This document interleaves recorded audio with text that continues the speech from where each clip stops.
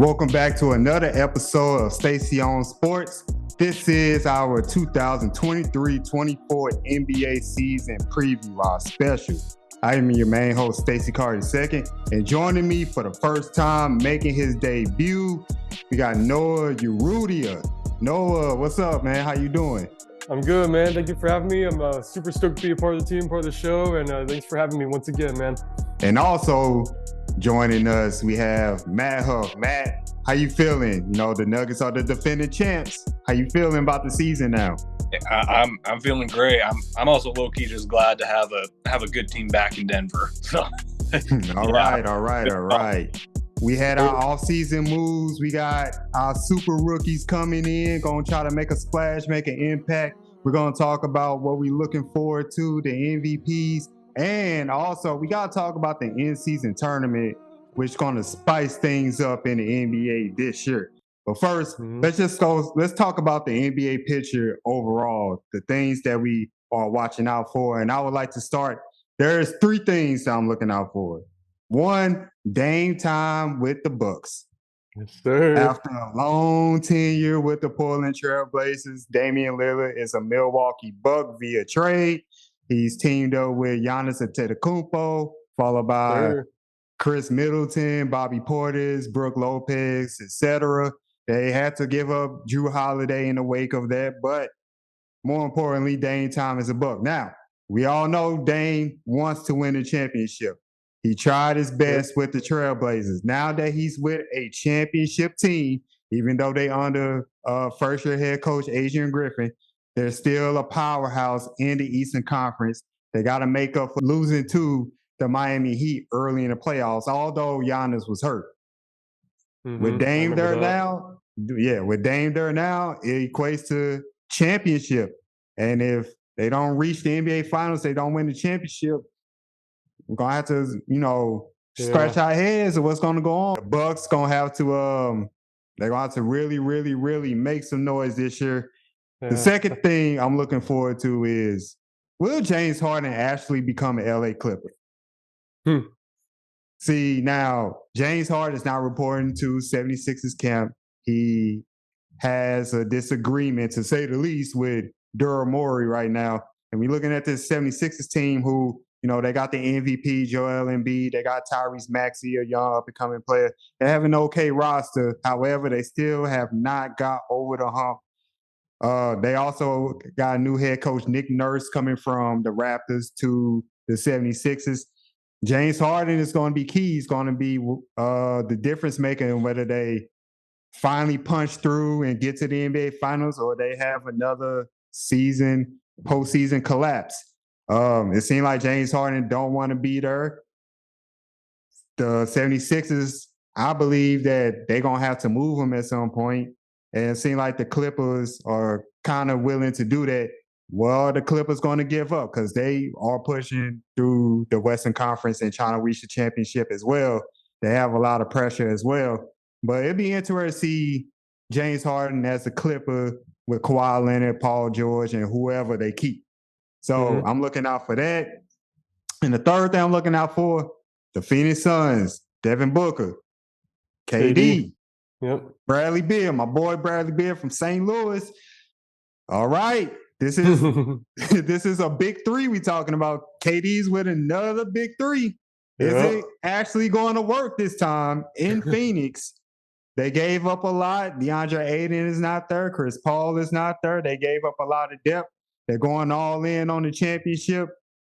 When I said this previously when KD arrived at Phoenix, they got to win the championship.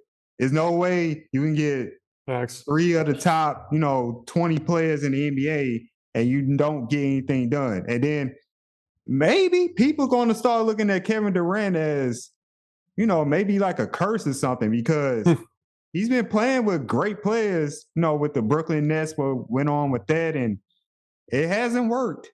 It has not worked. So it'd be interesting to see what happens if the Suns fall short, but they have a lot of pressure. Of course, I'm not going to knock off the defending champs, the Nuggets. I think they're still the favorites in the West, but the Suns are coming up. They're coming up. They're still there, and they're still in a fight. So those things I'm looking out for. For this NBA season, man, there's a few things I'm looking out for. As far as teams go, though, I got like you said earlier, I'm really, really, really excited to see Damian Lillard's new team and how he's going to perform there, man. That dude needed to be freed. That's another person I really like watching. So clutch in the playoffs. Probably one of the clutchest playoff like basketball players I've ever seen in my generation. So I'm really excited to see how that shooting attack will go in combo with Giannis and his size advantage, and I think that's gonna be really hard to stop, especially with the others around them. I'm really looking forward to seeing the Miami Heat as well, because I know they're notorious for not doing like as great in the regular season, but they're amazing in playoffs. So Right. like, yeah. So Jimmy Butler, will he do it again? Will he bring the Miami Heat back to another Cinderella story type of season? So we'll see, man. Another amazing player on a like solid like group of athletes. I think there's a lot of potential there, especially if they get the good matchups that they were dealt last season in the playoffs in the bracket. I feel like that really benefited them. So yeah, we'll see how that goes as well. And then I also have to agree with the Phoenix Suns upcoming season as well. That KD with Devin Booker and your guy from St. Louis is just deadly trio right there. Like that's on paper, you look at that and you're just like, how do we game plan this? Like, how do we stop this? You know, like, and like once this team, like if they make playoffs, and that's a deadly team to not count out, man. And I'm really excited to see how that all forms out. I actually was random, but I work at this arena down the street from my house at Acrisure Arena. I don't know if you heard of it, but the Suns played the Lakers in their preseason game a few days ago. And last time I checked, they were up like 20 on the Lakers, like I think the last third and fourth quarter. So yeah, I heard good things about the team. I think the starters played for like the first three periods or quarters. But yeah, another team I'm looking forward to is the Suns for sure for those reasons. All right. So, Matt, what are you looking forward to as far as the whole NBA season? What you got your eyes on?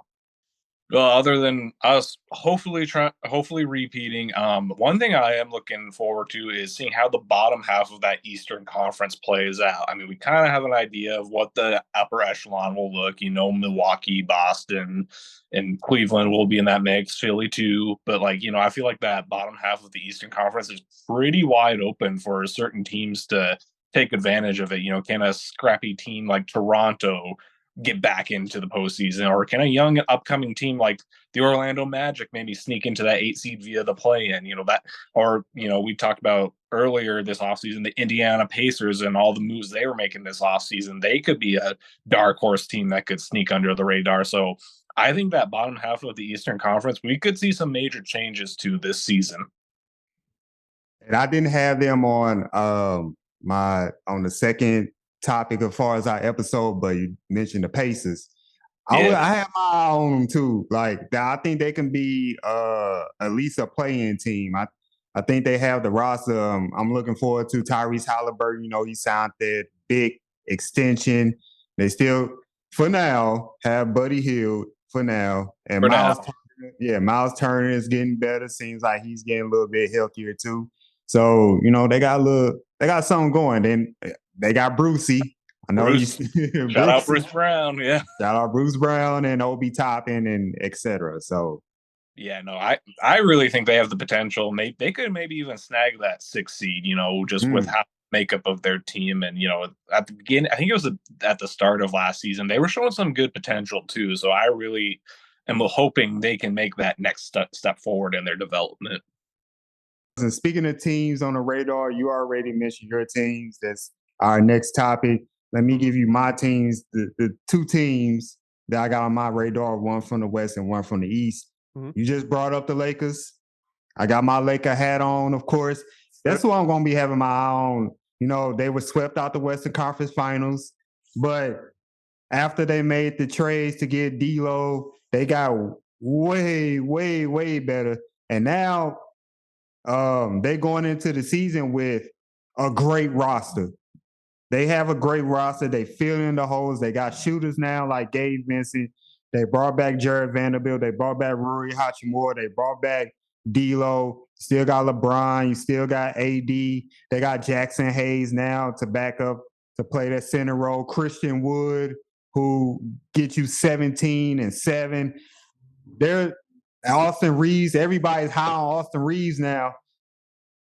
They got a good squad. This out the gate, they should play well. Remember last year they started like 2-10 or something like that, 2-8. Wasn't a good start, but this time around, there's no excuse. Darvin Ham is back, second year. He knows what he's doing now. Lakers might be NBA Finals material. Mm-hmm. They might be, but again, it all depends on the health of LeBron and Anthony Davis. You know, we talking about LeBron, 21st season, 21 years. Crazy. And then AD said his goal is to play all 82 games. He's capping a little bit. He ain't going to play all 82 games. He's just not. It's just not going to happen. AD. Yeah, we all know that. Yeah. But, you know, I've been on the board saying AD needs to play north of 65 if they want to put the Lakers in a good position going into the playoffs. You know, you don't want to be in that 7-10 spot where you got to play 1 or 2 extra games due to the play-in rules now. You know, Lakers, you know, got to be gunning for that top 4 seed in the West, guarantee them a home series. So I got my eye on the Lakers. And then in the East, I got my eye on the Cleveland Cavaliers. They still an interesting story to me. I think they still have a great roster led by Donovan Mitchell. You got a deadly shooter in Darius Garland. You got 2 good young big men, Jared Allen, Evan Mobley, Caris LeVert, you know, to add depth, add a little bit more scoring punch. You know, last year was a humbling disappointment for them, getting knocked out by the New York Knicks. And then, you know, Jared Allen, he was quoted saying, like, basically the lights were too bright for them last year. So this year, can they lower the wattage on the lights? Can they dim the lights a little bit and stay focused? I think still they are a dark horse in the East. I think they have the team, the capacity to beat anybody in the East, especially in the playoffs. But it's all about them dealing with that pressure. And it's some pressure on Donovan Mitchell because he basically had the same kind of ending with the Cavaliers like he was used to with the Utah Jazz. You know, he got traded to the Cavaliers, should be a better situation, but, you know, he's one of those superstars that seem to not find his way out of those early rounds in the playoffs. So those are 2 teams I'm looking for. What are your thoughts on either one of those teams, Lakers and Cavaliers? To be honest, I was really getting educated what you were talking about with Cavaliers. I don't really know much about them, but that sounds like it's a very slept-on team. There's some promise in there, like you pointed out. So I really look forward to looking to how they're going to perform this season. As far as the Lakers go, getting D'Lo's huge for sure. That's definitely going to boost their potential as far as going far in the playoffs. I think they still got it as far as like giving teams like the top teams a run for their money. You know, I mean, if you got LeBron, then you got a chance. Simple as that, you know. So I mean, it's sometimes there's some seasons where I couldn't figure the Lakers out as far as like just the performance size with the years where they had Russell Westbrook and all them. But this year it's different. So I'm looking forward to see how they've pan out as well. I think they still got some drive in them. So yeah, that's pretty much how I'm looking forward to it. All right, so Matt, what teams are on your radar as far as the season is concerned? Who you think is going to make a big splash this year? So a couple of contenders that I'll throw in there that I'm just looking to see if they can, you know, really make that next step and make at least a deep playoff run. I'm going to say the Sacramento Kings, after what we saw last year, they were kind of the feel-good story. And then the Los Angeles Clippers, I'm interested to see, can they finally put it together this year? You got Kawhi and Paul George. We know the league just passed that rule, no more load management if you have 2 all-stars on your team. So you gotta actually play the games now, so I'm looking forward to seeing, because their championship window is starting to close, can they take advantage of it before it just slams shut? Another young up-and-coming team that, in my opinion, and this is kind of my hot take, is they could make the playoffs this year via the play-in. Is I'm excited to see what the Orlando Magic do, led by Banchero. They've got a young, scrappy supporting cast. Cole Anthony is there for now. Shout out Gary Harris too, who's a savvy veteran on that team.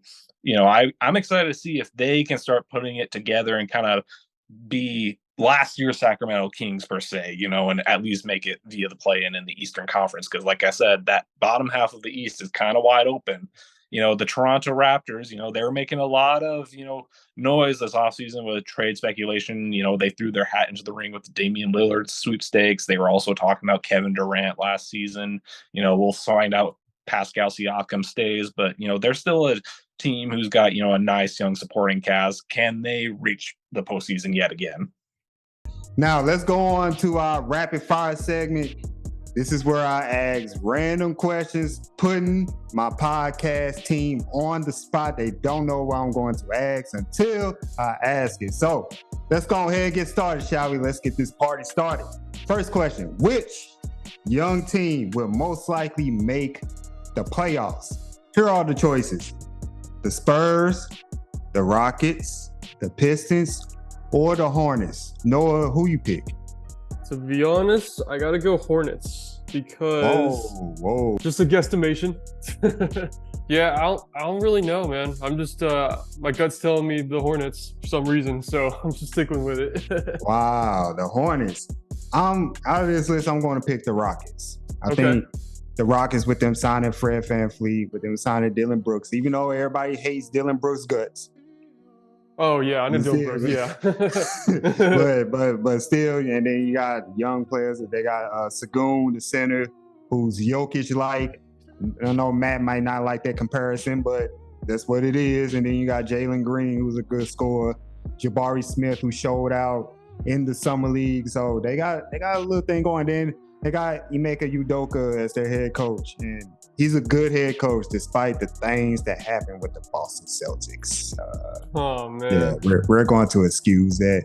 But all right, Matt, which young team do you think can reach the playoffs this year between the San Antonio Spurs, the Rockets, the Pistons, or the Hornets?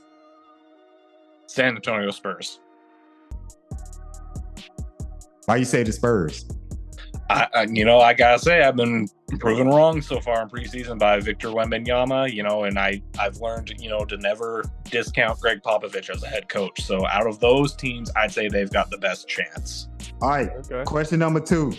Which superstar or star player do you see getting traded during the season, Noah? Star player. Do we still consider James Harden a star player? I mean, by name, yes. By name? Yeah, by name, yeah.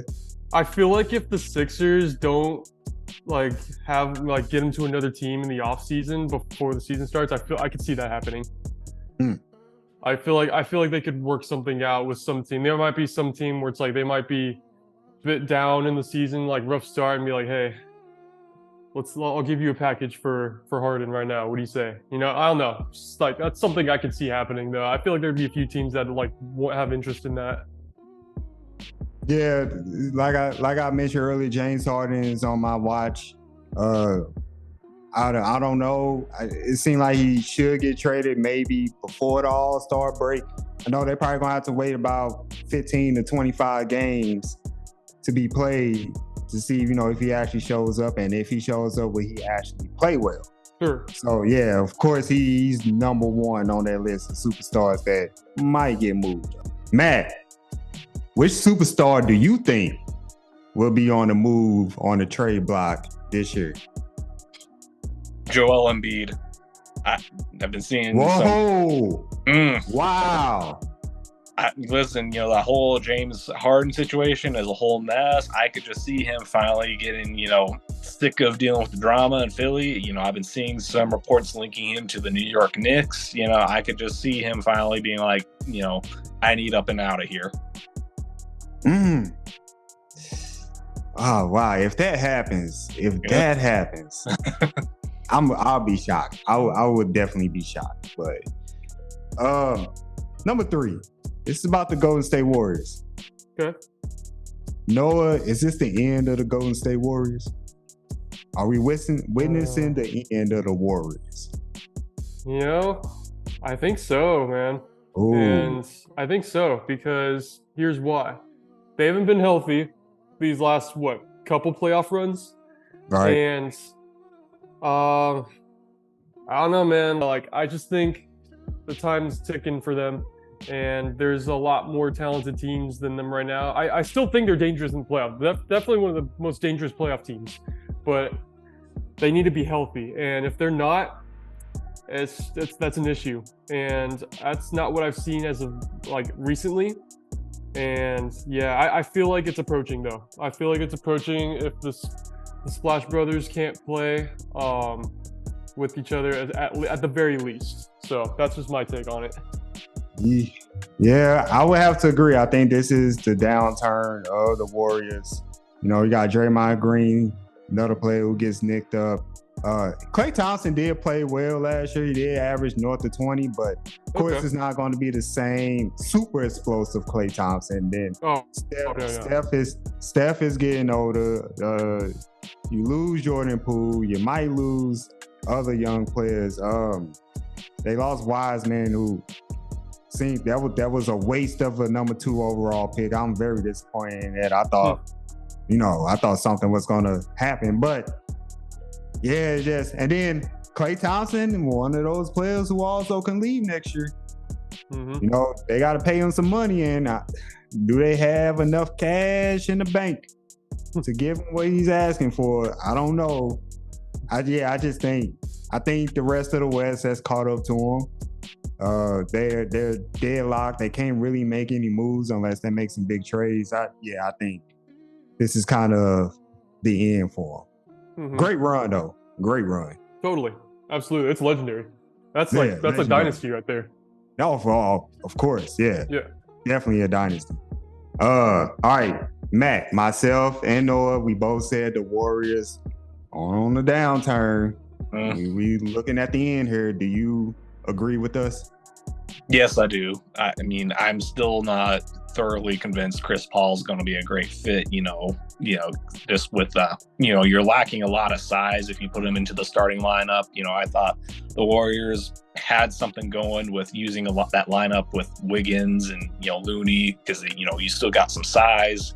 And, with Steph and Klay, they're not getting younger either, same with Draymond. So I think, we're going to start, they'll still be a playoff team and whatnot, and you still can't overlook them. But I just feel like, like we saw kind of with that, the Spurs back in, Tim Duncan's day and Manu's day, we're going to start seeing them start to, at the beginning of the end is here, All right, but that was the end of the rapid fire segment. Noah did well. I think he did well, people. Thank you. All right, let's move on to our MVP candidates. Last year, it was Joel Embiid. Finally got the MVP. Then the previous 2 years before that, Jokic won the MVP. Are there new names on the horizon, or do we have some new candidates? Let me give you my MVP watch list. I got 3 players. 2 of them are obvious, and one of them is going to be a bit of a surprise. First, again, St. Louis is on the map. Jason Tatum with the Boston Celtics. It's time. It's time, Tatum. It's time, Boston Celtics. About time y'all win the championship. Y'all win against the Warriors. You lost in 6. You failed to went to the NBA Finals last year. You got beat by the Miami Heat. That's not okay. You got Porzingis now. Tatum is a 30-point scorer, doing it on both ends of the floor. He's going to be looked upon as the leader of the Boston Celtics. He has to play well consistently in the big games, in the playoff. But in the regular season, which now they got a rule that You must play at least 65 games to qualify for MVP. Oh, really? Yes. Huh. Yes. Interesting. You got it. Yes. So Tatum is, in his prime. He's more than capable of playing north of 65. Is about time. Another player who I feel the same way, it's about time something happened, is Luka Doncic. Now, he puts up MVP numbers year in and year out. Man is a triple-double machine. However, his success for MVP is dependent upon the Mavericks' success. Last year was disappointing. Disappointed for a team that made the Western Conference Finals season before. Very. They got Kyrie Irving now. No, that's that second score, that 1-2 punch that they need. They brought in some young players. Derek Lively, they got in there right now. They got to make something happen. Luka Doncic, we've been talking about it with Klay Thompson and Giannis. He's another player that can walk away at the end of the year. Got to look out for that. But I think he's still on the MVP watch list. And my third one, a bit surprising, Oklahoma City Thunder guard Shai Gilgeous-Alexander. Okay. Or Shai Gilgeous-Alexander. The man's averaged 31 points last year. Wow. He's capable of getting triple-double out that guard position. He climbed up immensely and rapidly after, he got traded away from the Clippers, and root for them to get Paul George. The Thunder are a young team that people are looking at. Outside of him, they got Josh Giddey, who's fantastic. Chet Holmgren will start his rookie year. He missed last year with the injury. He went down. They got other young players on the team. I think they got two Jalen Williams on this team? Two of them. I don't know how that happens, but they got them. They got them, and they are actually good young players as well. So if the Thunder find themselves towards the top of the West, I think he should get some MVP looks, especially if he's put up similar numbers this year. So those are my three candidates right there. Noah, who are your candidates for MVP? Well, one of them I really, really have to agree with you on is Luka Doncic. I mean, enough said. I mean, the guy is amazing. He keeps them in games so many times it's ridiculous. Like I've seen that guy pull off so many tricks from the hat. It's just it's insane. I think that's I think a lot of people a candidate a lot of people would agree upon. Obviously, but yeah, I think I cannot count him out as far as MVP candidates go. Giannis for me. I think he's been with the team for his whole career. I feel like they're gonna finally figure it out this season as far as on top of I think it was when they won it last time, was like a few years ago. Also getting Damian Lillard with him on the team, I feel like that's gonna cushion his performance as well, take more of the pressure off him.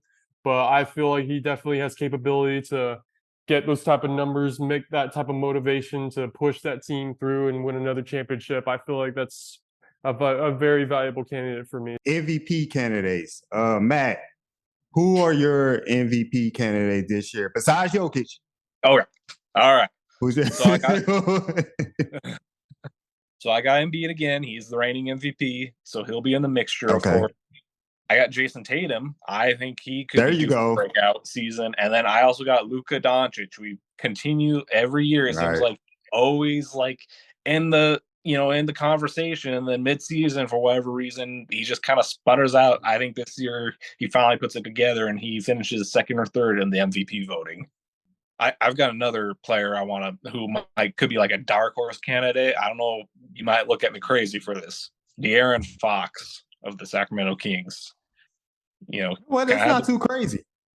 But I mean, he had a breakout year last year, and he's always been a very quality point guard. I could see him. The Kings are back on the map now, so I could see people are going to start paying more attention. And, he puts together like a 25, 26 point per game season. They're top 3 seed again. You never know. No, that's not too crazy at all. I was kind of thinking about that. We got to talk about the in-season tournament. It's a new thing the NBA is implementing during the regular season. You know, the old way was 82 games, start to finish. Now we have an in-season tournament, and just the breakdown of the tournament. The tournament will take place starting from November 3rd through the 28th. That will be the group play. Now, how the groups work is there will be 3 different groups in each conference, consist of 5 teams in each group. And then there'll be group play. They're going to be head-to-head record. They're going to be point differential, total points scored, regular season. All that is going to factor in from the 3rd to the 28th. And then after that, they're going to get into the knockout round, and then they're going to have the winner. And I believe, I'm not sure. I'm not 100% sure, but I think the winning team gets like, a cash prize or extra draft pick or something like that. I Really? know that was in the talks, yeah. And then there's going to be a tournament MVP and a championship game MVP. So Wow. this is interesting to say the least. First of all, I do want to say I'm totally against this in-season tournament. I don't like it whatsoever. Hmm. Just play 82 games. And if anything, you should lessen the number of games played in the regular season somehow. But adding this game, and I believe that the winner of the tournament, or maybe the 2 finalists, they will play 83 games in total in the regular season. So you add an extra game here. I just don't like a tournament in the middle of the season. I get it as far as making the regular season interesting and driving up, the numbers, revenue, trying to make money, because typical fans, especially casual fans, they tend not to pay attention to the NBA until Christmas. That's when everything start heating up. Then, you got the All-Star break, trade deadline, the back end of the season, etc. So I get it as far as trying to make the regular season exciting, but I just think that with the whole, we got players, resting for injury, risk of injury, and all that stuff. I don't like it. I also wonder how serious the teams are going to play in this tournament. Maybe that's another pro that's coming out of this, where teams will take the front of the regular season a little bit more serious, because teams, especially championship teams, they trying to like fill out what's going to happen, who's going to do what, what's the new roles. So I get it. You trying to real quickly establish the whole regular season, make it feel more important. But I've always been against the tournament. I'm still interested to see how it's going to look and watch. But When you first brought that up, I was trying to wrap my head around the idea of it, where it's like, wait, is this in the middle of the season? What?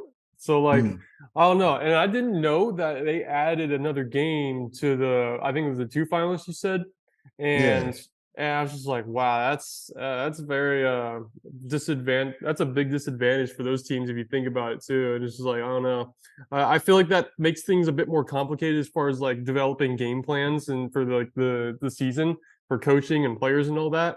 I just feel like the pro that you did mention though was like having players, get ready for the season earlier more and taking it seriously, grinding it out. But um, I'm honestly I'm a simple guy. I'm simple as just a regular NBA season, 82 game season. So I feel like if I were like a legit NBA fan, I'd be kind of frustrated if I were like seeing my favorite team play this team, when we weren't supposed to play this team for this certain part of the schedule, etc.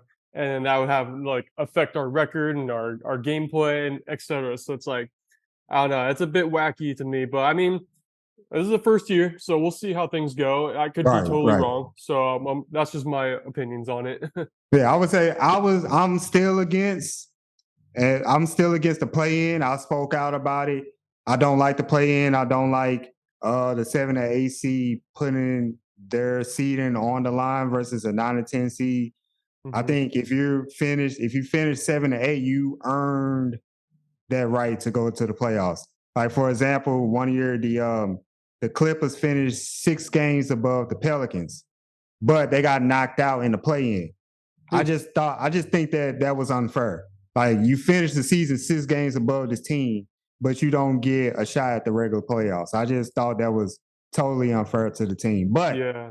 I would say, if you watch the play-in games, I don't know if you do, but if you watch the play-in game, those games are exciting. Those games are your heart stopped, your heart beating fast, you going through the emotions with the game. It is exciting basketball. So I do want to see how exciting the tournament will be. Will it pick up steam in the knockout rounds? Because I don't think group play is going to matter to the casual fans. I think they're just going to look at it as still regular season basketball in a way. But the knockout rounds will, things level up as far as players. And then and another thing I thought about with the group play, traveling. So, like, for a certain amount of time, you're just gonna play these 4 teams. So, like, they might cut down on, the traveling, the mileage and everything. And then the championship game will be in Vegas. So, I mean, I would say I'm a little bit more warmed up to this idea, but at the end of the day, I still would rather have, like you said, I'm a simple guy. Just let me have my regular season. Just let me have my 82 and let that be that.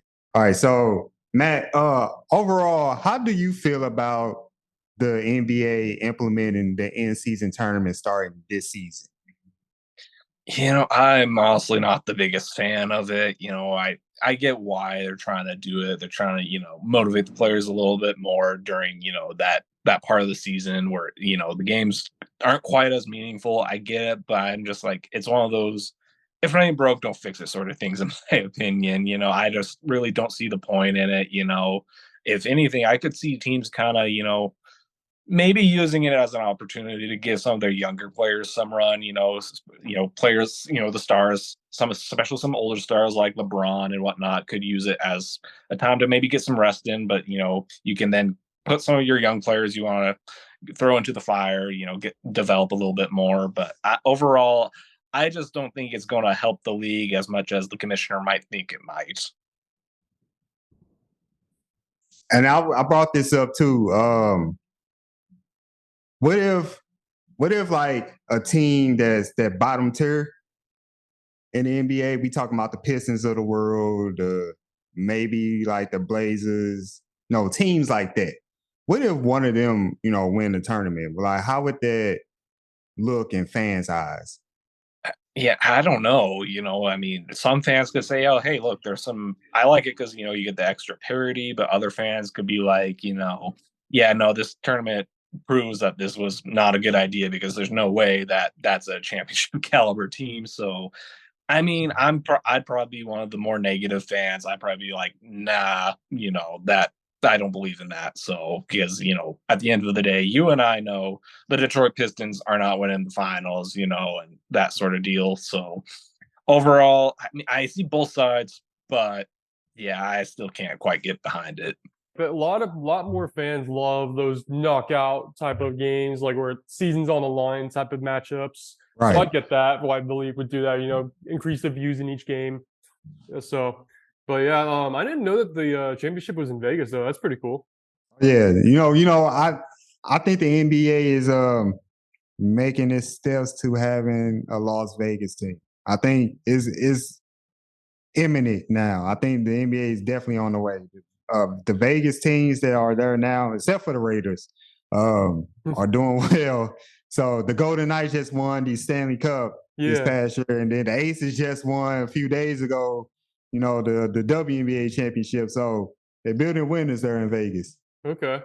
Yeah, I had another interesting thought. It might be different if, like, say, because we know the lottery system is a very controversial topic in the NBA. What if you used it, especially for those teams like you mentioned, like the Detroit Pistons or whatnot? What if you used it as motivation to, if you finish, at a certain place, you'll get this type of draft pick. Maybe that could also, increase the stakes too. But I don't know.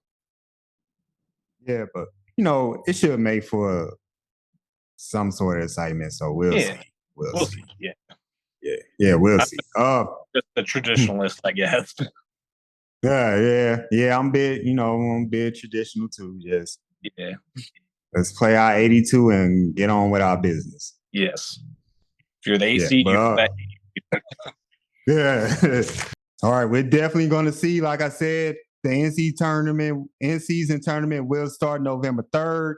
It will round off early December. So we're going to have a month's worth of swift fire action. So be prepared for that. But let's round off the episode with, I'm a former Crown Hoops podcast member. Shout out to Jordan Daly. I stole this segment from that podcast, Mystery Player Debate, NBA edition. So I'm going to read off 2 player stats, player A, player B, right? Okay. Then you're going to choose which player would you rather have on your team. And then you're going to guess what players are they. Okay. So you're going to have to take your best shot. All right. All right. So player A, he was drafted in 2019. His stats. These are career stats, by the way. Their whole career. 18.5 points per game, 6.7 assists, 44.9 field goal percentage, shot 87% from the free throw, and 38.7% from 3. Player B, 21.2 points per game, 4.5 assists per game, 48.4 field goal percentage overall, 84.5 from free throw, and 34.7% from three-point land. So, Noah, which player would you rather have? Player A or player B? Player A was with the higher free throw and the 3-point percentage, right? Yep. I'll take that player. Are those 2 categories the reason why you taking that player? It's the main reasons why. Oh, okay. Yeah. Matt, who would you choose? Player A or player B? Let's see. Can you read off player A's shooting numbers again? The 3-point, 38.7 from 3, 87% from the free throw, and 44.9 overall field goal percentage. All right, and player B's? And then player B's 34.7 from 3, 84.5 from the free throw, and 48.4% overall.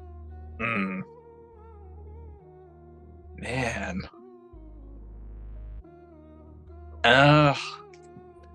I think I'm going to have to go player A just because he's a little bit more of an efficient scorer. Yeah. All right. That's saying that, but that 3-point percentage is what's getting me. So that's 2 for player A. That's 2 for player A. All right, Noah. Gotta take your best guess. Player A and player B. Who you think they are? You can start with either one. Could I ask what positions they are?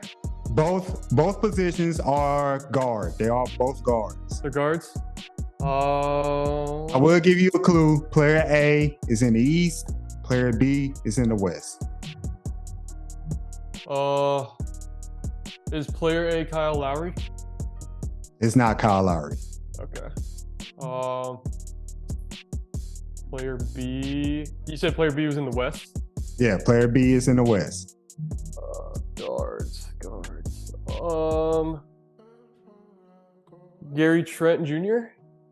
No, it's not Gary Trent. Okay. I don't think he's averaging 21 points, but. Oh, okay. Good to know. Matt, who you think? And again, player A is in the East. That's a clue. Player B is in the West. Man. Those kind of sound like guard type numbers. Both of them are guards. Okay, both of them are guards. Player A, is it Darius Garland? Yes, player A is Darius Garland.